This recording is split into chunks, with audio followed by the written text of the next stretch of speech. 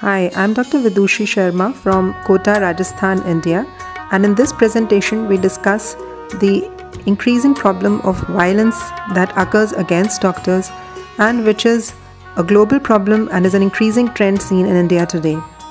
So when we discuss the problem of violence and attacks on doctors, we need to discuss the extent of the problem, the reasons why we see these incidents and why they are increasing in society, and then what we can do to tackle this increasing trend. So when we use the term violence, different people can mean different things, but the essential thing to realize is that violence does not need to be just a one-on-one exchange of fisticuffs or blows.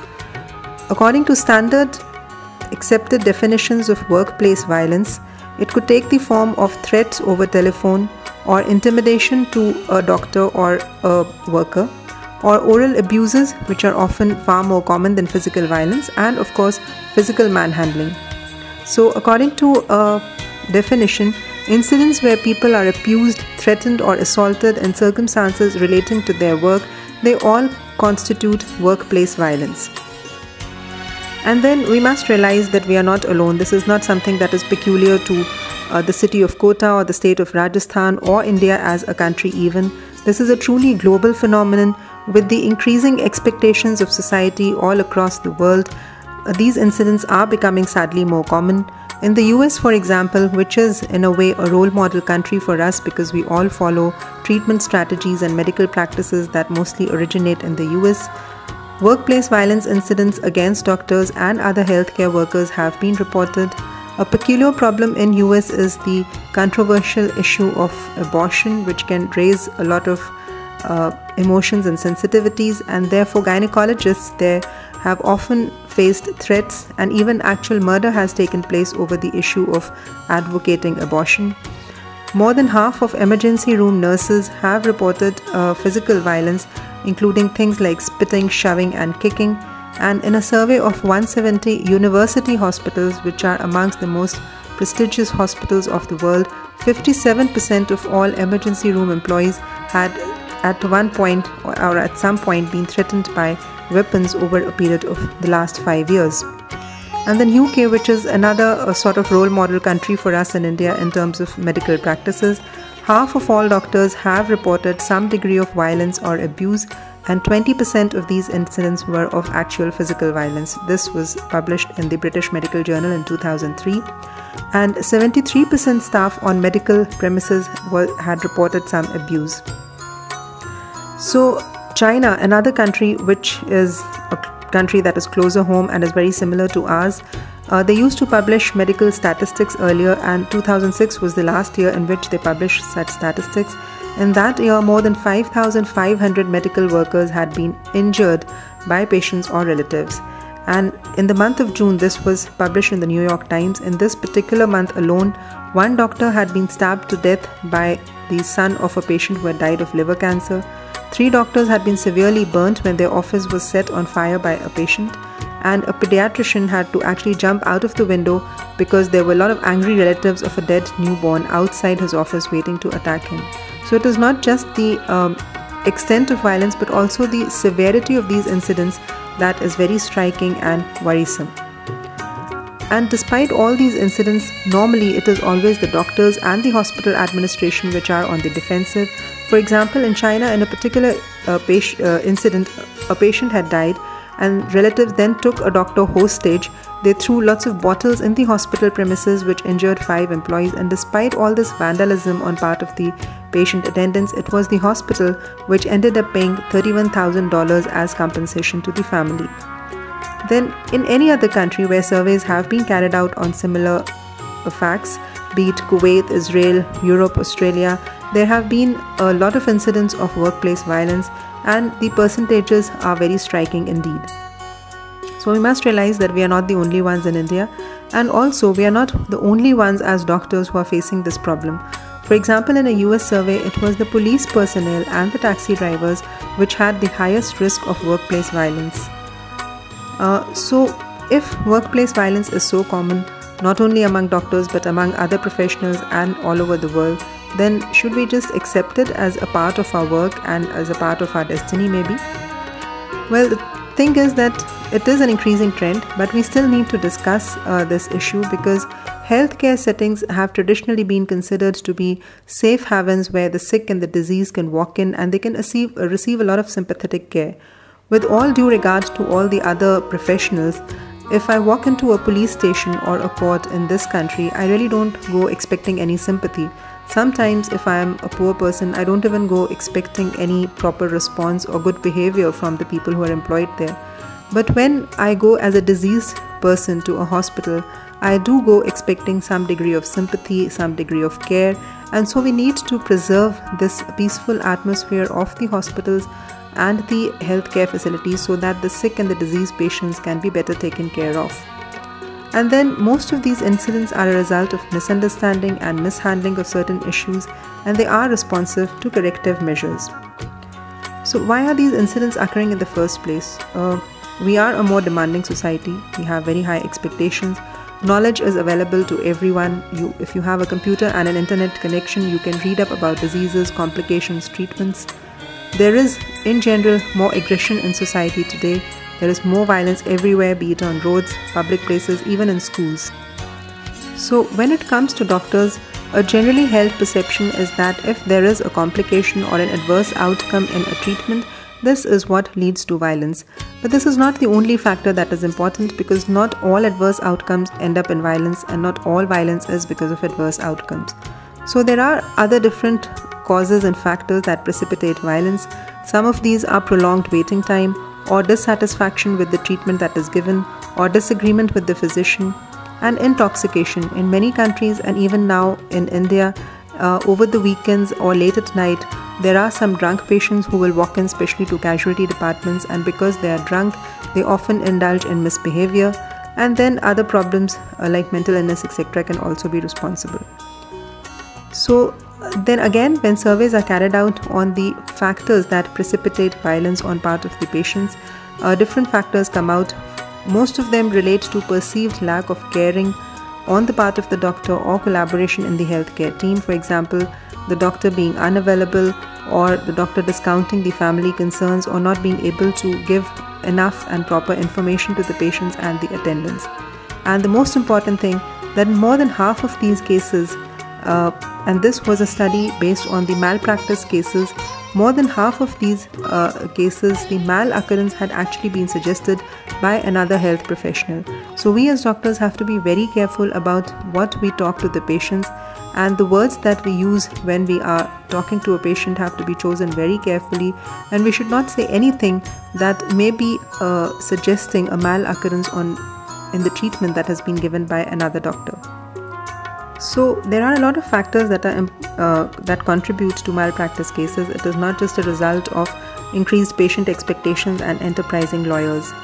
Increased expectations are of course a reality. Often when poor patients travel long distances and spend a lot of money on the treatment of patients, even if those patients are extremely sick, these patients then need miracles. And if the outcomes are not satisfactory, it leads to a lot of frustration. So even though the society has changed, we have to respond to these changes. In the Indian scenario, there was a study that was published in Bombay Hospital Journal in 2009, where a lot of incidents of workplace violence against doctors had been studied all over India. And according to this author, some of these settings, most of these occurred in casualty settings as expected. If there is a bleeding patient who is brought into casualty and there is some delay in attention, or there is a serious patient and is not immediately admitted, or there is a delay in admission, and then ICUs are the other setting where there may be death. There have been incidents where violence has occurred even because the attendants of patients who were very sick and were admitted in ICU were denied entry passes and were not allowed entry into the ICU. And of course, if there is a death during surgery, there can be violence, and even in wards sometimes violence has occurred. Some of the cases have been reported because of denial of access to case papers of a patient's treatment. So according to the author of this study and many other studies, one of the most important factors that leads to violence is the lack of communication between the doctor and the patient. There is a very poor image of the medical profession today, which cannot be denied. And then another problem in India is that people don't have faith in the judicial system and police. So if a patient feels aggrieved or feels that injustice has been done to him, he really doesn't bother to go and file a case in the police or to knock on the court's doors, because people don't believe that these systems are ever going to work. So the easiest thing to do is to attack the hospital or the doctor, and there is an immediate venting out of your frustration and anger, as the other alternative options available are very few and they're very lengthy and they don't work. Then another problem in India is the mob mentality. There are a lot of small-time misplaced leaders who, for their 2 minutes of fame or to see their name in the newspaper, will collect a lot of people, and there is no dearth of people in our country. So they collect a small mob, and then they provoke them, they incite them, and this mob actually indulges in violent incidents. And also in our country, often it is seen that if a patient is undergoing treatment in a hospital and for some reason there is a death during treatment, just because that patient belongs to a particular caste, his caste organization gets involved.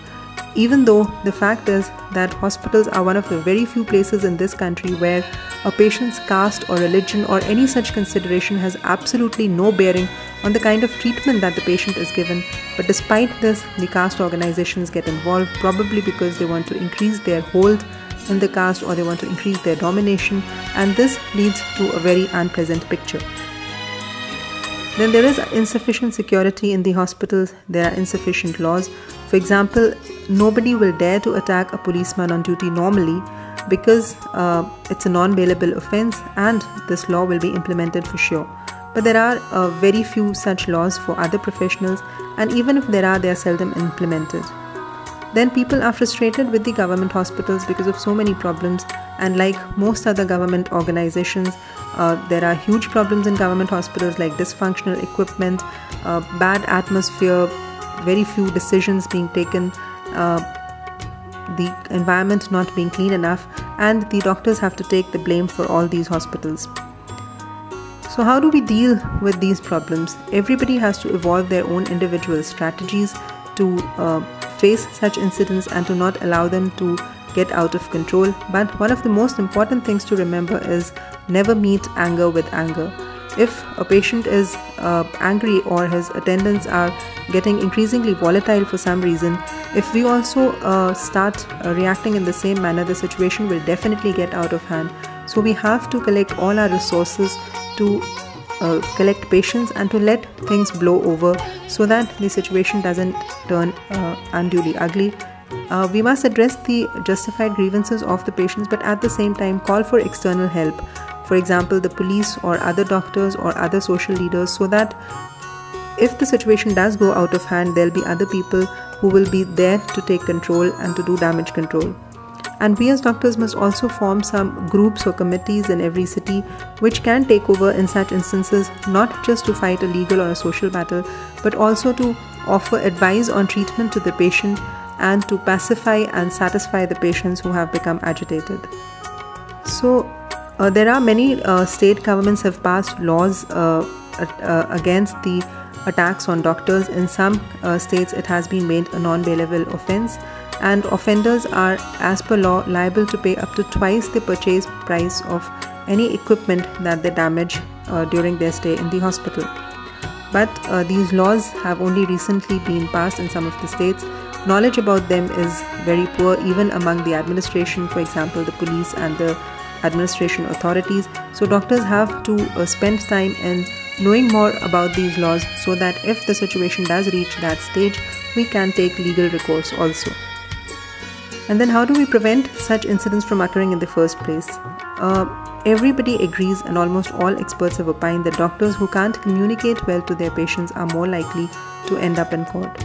And somebody said that in the sick room, 10 cents worth of human understanding equals $10 worth of medical science. This is something we need to remember, because when the patients come to a hospital, especially if the patient is really sick, they are often very anxious. They are facing some of the most stressful moments in their life, and at such times they often don't behave rationally. So we have to deal with them accordingly. So communication is something that cannot be overemphasized. We must communicate to the patients in a very effective manner about the costs, the complications and the challenges of whatever treatment we are prescribing to the patient and whatever disease that he is suffering from.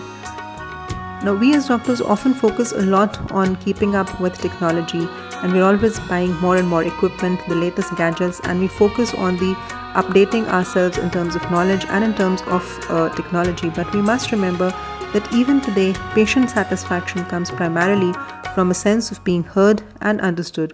So in our quest for technology, we cannot move away from this, and this is what often leads to dissatisfaction among the patients. Doctors can never be God. This is something that patients must remember, because sickness, pain and death are almost essential to human existence. Doctors cannot magically take these things away from anybody's life. They can only help people adjust to these phases in their lives. We must reorient our medical training so that the doctors who now come into the society are more attuned to the increasing expectations of the society. And especially in India, where the medical colleges have lots and lots of patients, often the work culture is very different, and these medical students should probably visit some private practices also, so that they can understand how to deal with the patients in a private practice setting. Often doctors complain that the problem in communicating with the patient is that they don't have enough time. And that is very true. If you're seeing some 100-200 patients a day, it is extremely difficult to satisfy every patient with the kind of time that you can give him. But we have to find ways of getting around this problem of time.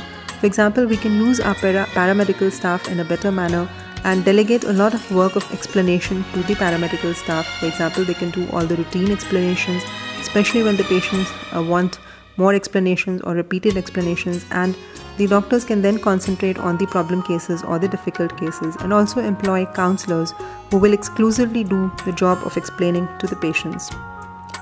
When surveys have been conducted on what patients want out of the doctors, they often say that they don't want their doctors to make them feel inferior. So don't make your patient feel inferior. Don't make your patient feel as if it is his or her mistake that he has ended up with the disease. Don't appear to be in such a hurry that when the patient talks to you, it gives the impression that the patient is wasting your time. The patients want doctors to be respectful and sensitive to their needs, and if possible, know their previous medical history. Another thing that patients expect is that the waiting time should not be too long, and if the waiting times are increasing, the patients should be given a clear explanation as to why the waiting time is increasing, and given a clear idea of the amount of time that he's expected to wait.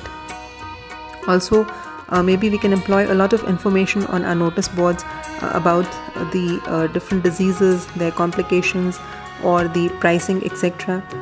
If we give a certain estimate to a patient about a particular treatment or surgery or procedure that we are going to do on him or her, then we should stick to that estimate as far as possible and not escalate the costs later, or to keep changing our treatment plans frequently, and also perhaps display the rules and the laws that exist regarding consequences of violence in hospitals, which may act as a deterrent in some patients. So doctors and patients must learn to accept each other.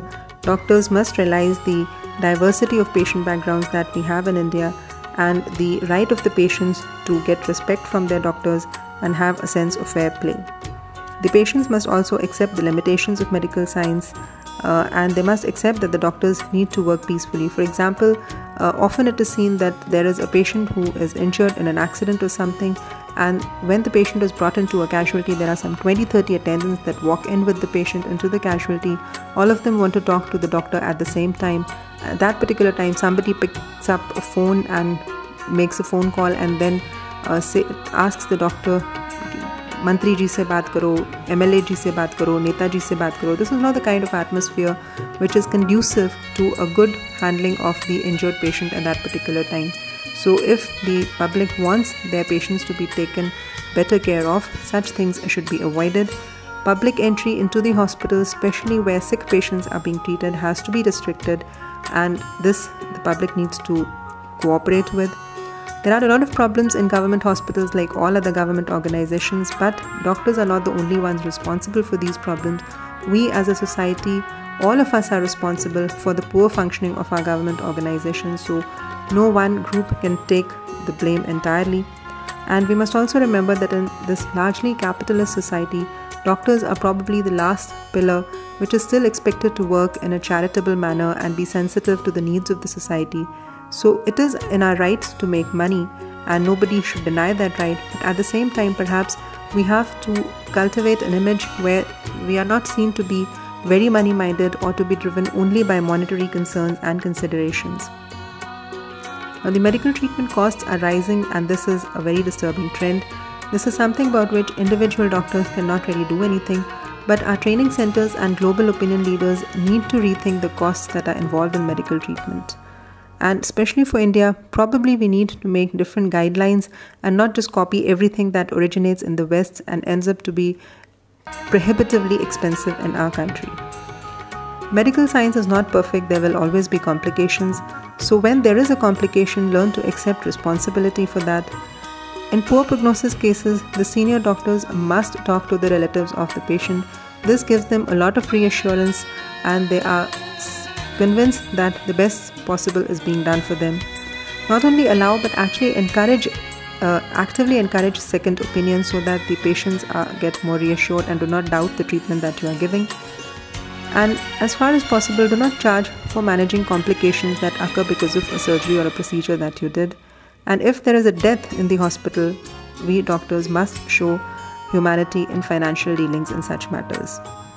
So then the other issue is that there is a very poor image of the medical profession in society today. So we must do something to change and improve this image by maybe publishing more positive stories if the media can help in this. And then doctors too have expectations. We are a part of society. We also have our own expectations from the administration. So what do we expect? The first thing we expect is that please implement the laws as they are. For example, if a patient or an attendant attacks a doctor, it is not the policeman's job or the police officer's job at that time to judge whether the doctor is guilty or not. That is something to be done by the courts later. If the law at that particular point demands that the attacker be arrested, please go ahead and arrest him and do not start judging the case. Media has a big role today in any incident, and we expect that the media should always publish both sides of the story. They must publish the doctor's views as well. They should avoid sensationalism when they are reporting such incidents and seek an expert opinion, preferably from another city, because opinions in the same city may be biased. Try and publish more positive news, not just about doctors, but about every other aspect in society, so that there's not so much of negativity. And please do not ascribe wrongful intentions. For example, in this particular news where the headline is "Inki roshni kyun chini." Now, no doctor in this world stands to gain anything by deliberately blinding a patient during surgery. So, by all means, publish the news. It is your right and your privilege and your duty to report such incidents. You may even highlight them if you feel they are important enough. But please do not publish headings which ascribe wrongful intentions. You could use more neutral headlines. For example, "Operation के बाद आँखों की रोशनी गंवाई" या "doctor ने operation किया, आँखों की रोशनी गई." But please do not ascribe wrongful intentions by publishing headlines like "doctor बने जल्लाद" या "भगवान ने दी मौत." These kind of headlines are very sensational. They do attack a few eyeballs for you, but are very damaging in the long run. So to conclude, medicine is not magic. Do not expect miracles from medicine in spite of all the hype that sometimes we doctors themselves have created. Medical results can never be 100%. Doctors never intend to fail, but sometimes failure is inevitable. Do not blame doctors for all the problems that plague the government setups. And in the end, remember that we doctors can only do so much to treat to the best of our capacity according to our knowledge, our education, our qualification and our experience, but the results are not entirely in our hands. And the doctors must remember that we cure wherever possible, but we must take always good care of the patient and communicate maximum so that the patients are in the know of what is happening and do not get shocked when a sudden adverse outcome occurs and they're not prepared for it. We doctors may have our own numerous problems, but most patients when they come to us are far more trouble than us, so we have to have that element of sympathy in dealing with them, and most important, never comment adversely on another health worker's efforts. Thank you.